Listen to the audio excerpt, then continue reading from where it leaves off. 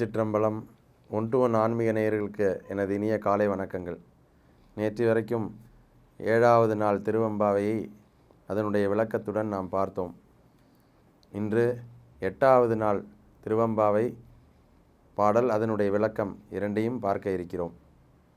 அதற்கு முன்னதாக பாடலை பார்த்துவிட்டு விளக்கத்துக்கு வருவோம்.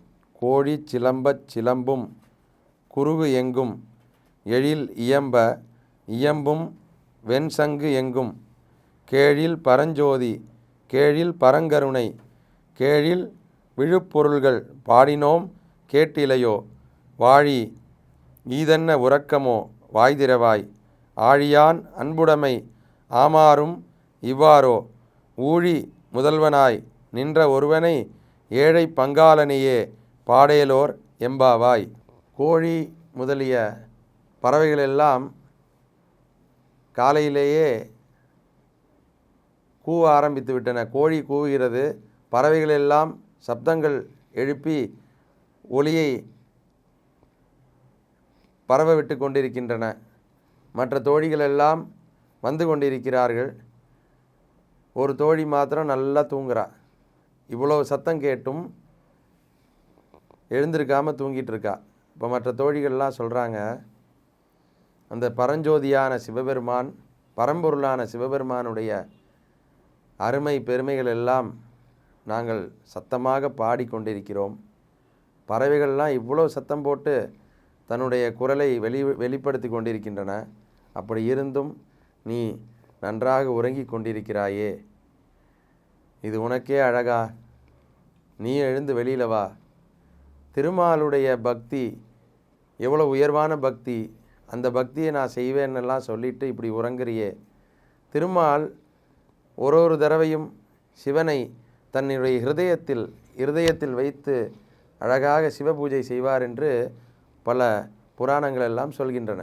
அதைத்தான் இங்கே விளக்குகிறார் மாணிக்க வாசக பெருமான். திருமால் சிவபூஜை பல இடங்களில் செய்திருக்கிறார். நம்ம ராமேஸ்வரத்தில் கூட பார்த்தோம்னா, ராமாவதாரம் எடுத்த பொழுது சிவனை லிங்கம் பிடித்து அங்கே சிவனை திருமால் வழிபட்டதாக பார்க்கிறோம். அப்படி திருமாலுக்கு சிவன் மீது அதிகமான பக்தி.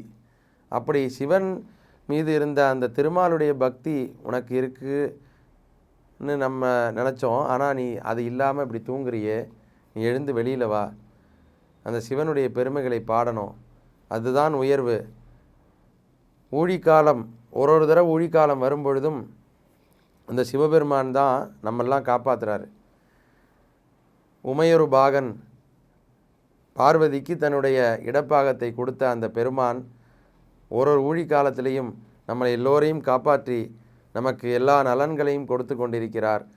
ஆதியும் அந்தமும் இல்லாத அந்த பெருமானை பாடுவதற்கு எழுந்து வா என்று மற்ற தோழிகள் எல்லாம் அந்த உறங்கி கொண்டிருக்கக்கூடிய தோழியை பார்த்து கூறுவதாக இந்த திருவெம்பாவை அழகாக அமைந்திருக்கிறது.